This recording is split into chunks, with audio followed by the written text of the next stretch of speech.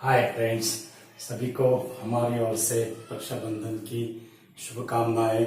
Hello friends, मेरा नाम है महेंद्र और आप देख रहे हो हमारा यूट्यूब चैनल इक्विनॉक्स फिजिक्स, जहाँ पे सिंपल हम फिजिक्स की टीचिंग करते हैं, यानी आपका क्या हो, सेटिस्फैक्शन हो। ओके, तो पिछली बार जो है हमने म्यूचुअल इंडक्टेंस का हमारा आर्टिकल कंसीडर किया है, उसका हमने सेकंड पार्ट हुआ है, that is the factor on which the mutual inductance depends. और कौन कौन से फैक्टर थे, इंडिपेंडेंट फैक्टर कौन से और डिपेंडेंट फैक्टर कौन से, वो हमने आपको समझाया था। और आज जो है हम म्यूचुअल इंडक्टेंस हम निकालने वाले हैं टू सर्कुलर कॉइल का। अगर एक सर्कुलर कॉइल से अगर करंट अगर पास अगर करते हैं तो जो म्यूचुअल इंडक्टेंस जो प्रोड्यूस होगा across the first coil with respect to second और second coil with respect to first, because M21 that is equal to M12, it is equal to M। Mutual inductance हमें निकालना है two circular coil का if the current is flows in either coils. Okay, तो हमारा जो article है वो article क्या है, that is the mutual inductance, mutual inductance of two circular coil,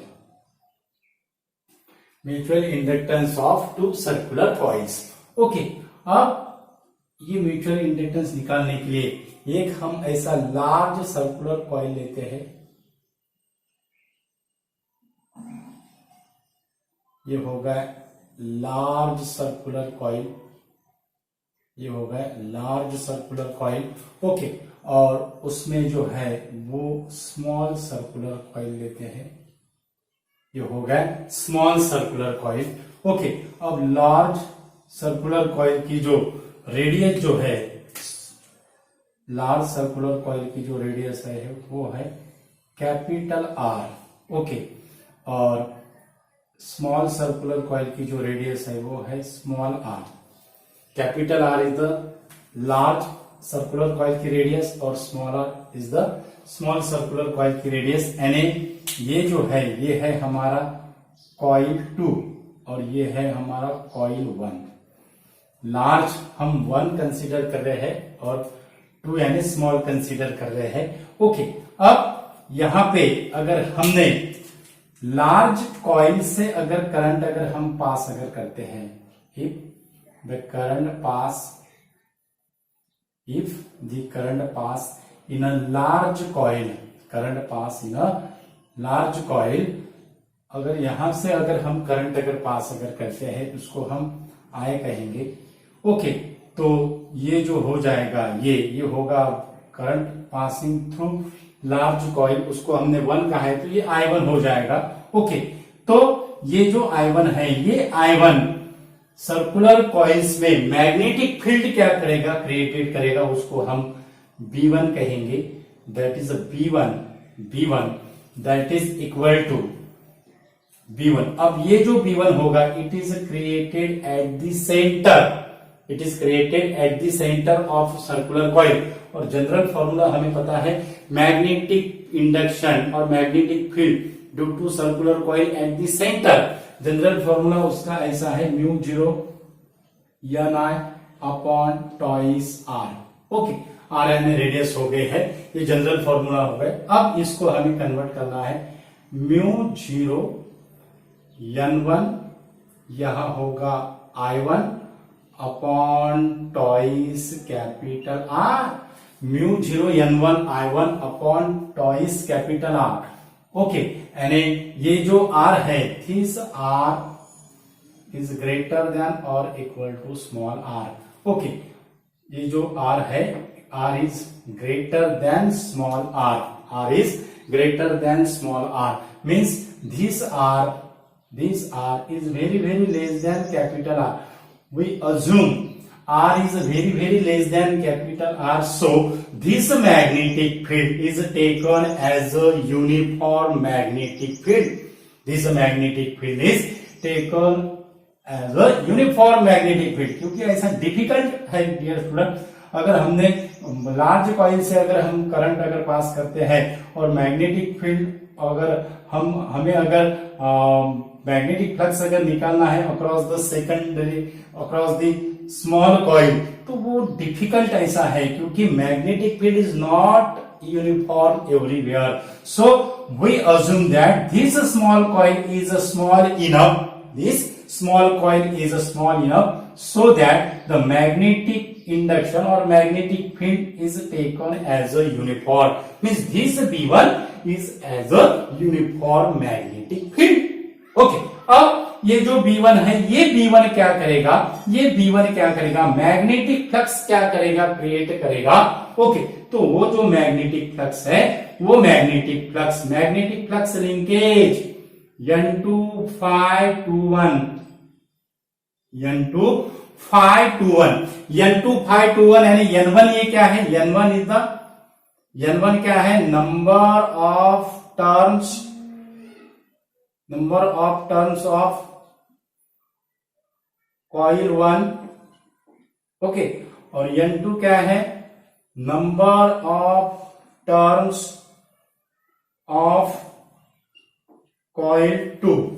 okay, अब N2 phi 2 1, अब N2 phi 2 1 ये जो मैग्नेटिक फ्लक्स है, that is the magnetic flux link with coil 2 with respect to coil 1, यानी ये जो कॉइल 1 है, this coil 1 is acts as a primary coil and ये जो कॉइल 2 है, this coil 2 is acts as a secondary coil. Okay, तो हमारा जो जनरल जो फॉर्मूला है phi 2 1 का, general formula phi 2 1 that is equal to integration over the ds, integration over the surface area yes, integration over the surface area yes, b dot ds. ये है हमारा general formula. Okay, phi का general formula integration over the surface integral yes b dot ds, और इसको हम किस में convert करते हैं, that is equal to ba, because integration because of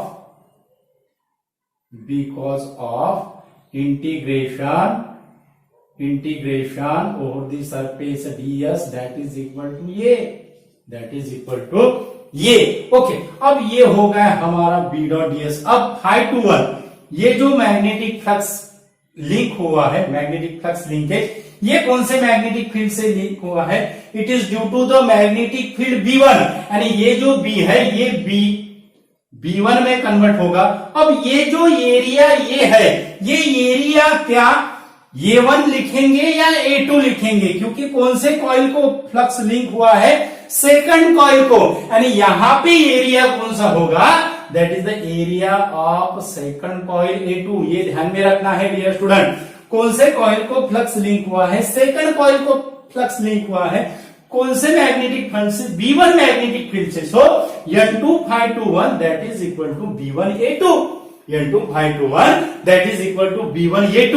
अब ये जो है ये हम कैसे लिखेंगे, अब यहाँ पे μ0 N1 I1 टॉइस R, ये B1 की वैल्यू सब्स्टिट्यूट करते हैं, और एरिया A2 यानी क्या है, सर्कुलर कॉइल का एरिया हमें सब्स्टिट्यूट करना पड़ेगा, that is the pi r square. So यहां पे क्या होगा, यहां पे हमें क्या मिलेगा, that is μ0 N1 I1 upon twice R, μ0 N1 I1 upon twice R. Okay, अब ये N2 phi 2 1 की वैल्यू B1 A2 है, तो उसको N2 से मल्टीप्लाई करना पड़ेगा. ओके, तो यहां पे हम लिखते हैं, यहां पे N2 लिखते हैं, N2 यहां पे हो गया. ओके, N2, और A2 की वैल्यू क्या होगी, A2 की value that is a pi r square, small r square होगा. ओके, यानी यहां पे ये जो N2 है, अब हमें क्या मिलेगा, दैट इज N2 N1, ये μ0 यहां पे आ गया, μ0 N2 N1 μ0 N2 N1 I1 twice R pi R square, μ0 N2 N1 I1 pi R square twice R. Okay, अब according to Faraday's laws, when the current changes at the rate di1 by dt, when the current change at the rate di1 by dt, current change that is di1 dt, current change अगर rate, ये rate से अगर current अगर change अगर होता है तो ये कॉइल में क्या होगा, इंड्यूस ईएमएफ क्या होगा, प्रोड्यूस होगा। Okay, when the current changes with respect to time, then EMF induced in the second coil. So this we written as E21 that is equal to minus d∅21 by dt. E21 that is equal to d∅21 by dt. d∅21 by dt.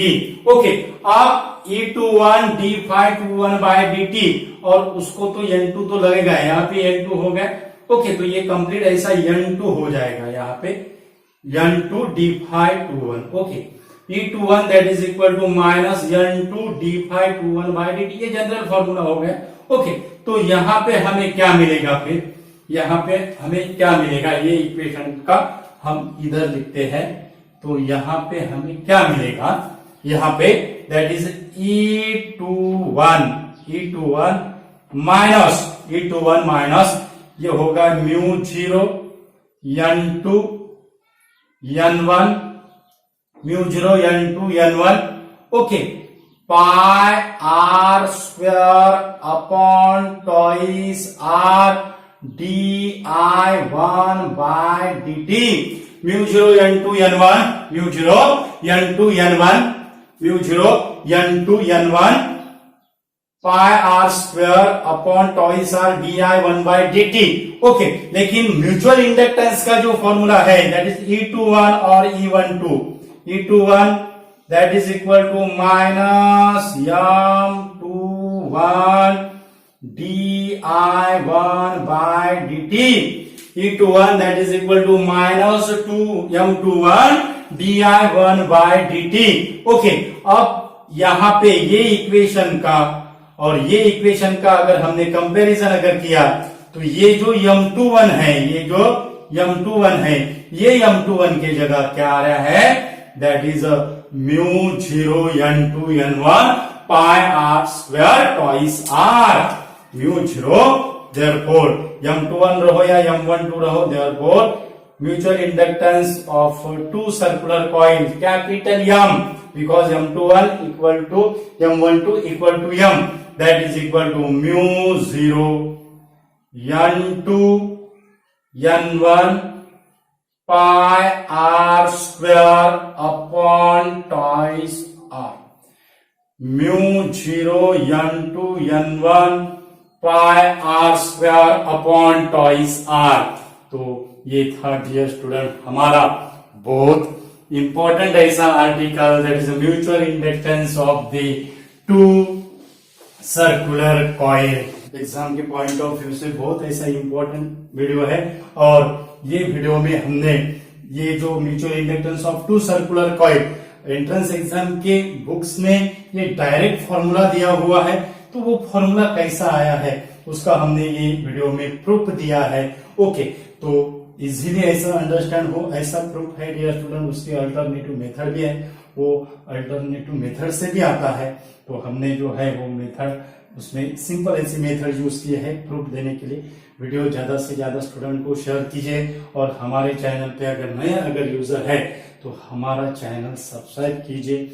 ऐसे ही simple जो method है, easy जो method है explanation की, यानी आपसे easily understand हो, ऐसा यहाँ पे मेथड यूज करते हैं। Thank you so much once again.